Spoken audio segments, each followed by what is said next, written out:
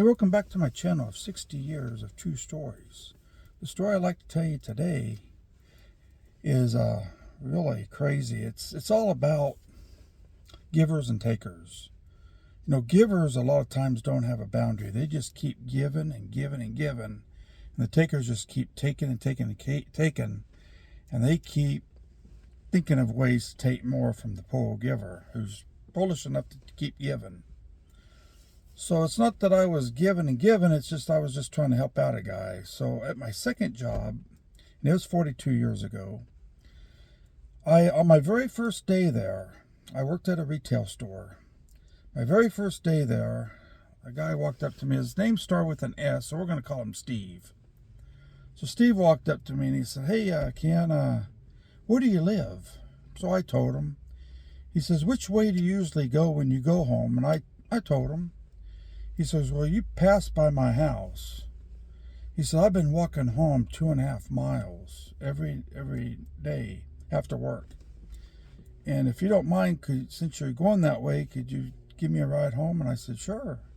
He said, "Everybody else lives the opposite direction, and they're not giving me a ride home. It's out of their way." So it's not out of my way. I'll give you a ride home. It's no problem. So he's nice, and I gave him a ride home, even in the rain. I remember taking him home in the rain. He says, "If it wasn't for you, I'd be riding home walking in the rain." I said, "Yeah, no problem." He thanked me every time I took him home. I said, "You don't even have to thank me. It's not out of my way. It's no problem." So one day I was at work. He says, "Yeah, probably tomorrow you won't have to take me home anymore because my father-in-law is going to get me a car." So I said, "Oh, that's fine." So his father-in-law helped him get a car, and he was driving himself to work and back home. And then the thing is he came up to me and he says, "Hey, do you play the guitar?" And I said, "Well, I have a little acoustic guitar that I bought at a garage sale, but I only know like 3 or 4 chords." He said, "Well, I'd like to give you some guitar lessons for being so nice to take me home."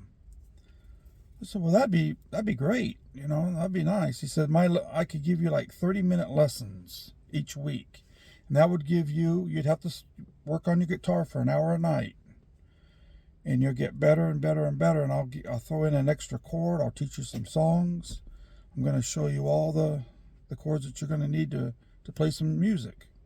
I'm going to show you some finger exercises. You even get into some lead guitar." I said, "Man, that's great."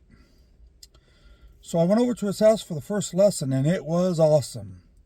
The guy was really good at playing the guitar.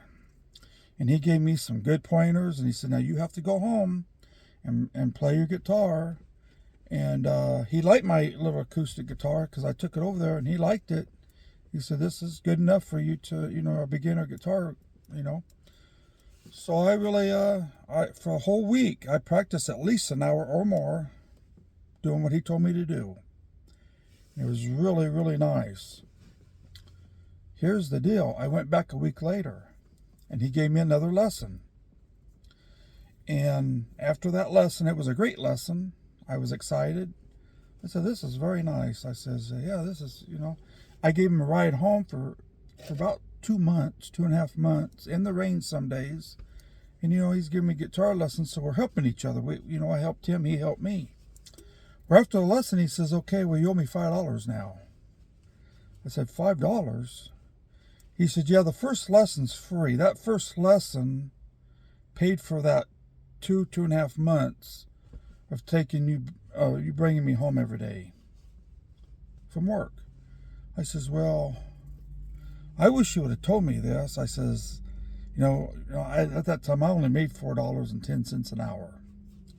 I didn't really want to pay $5 for guitar lessons, but I figured for free, since I helped him, he helped me, it'd be great.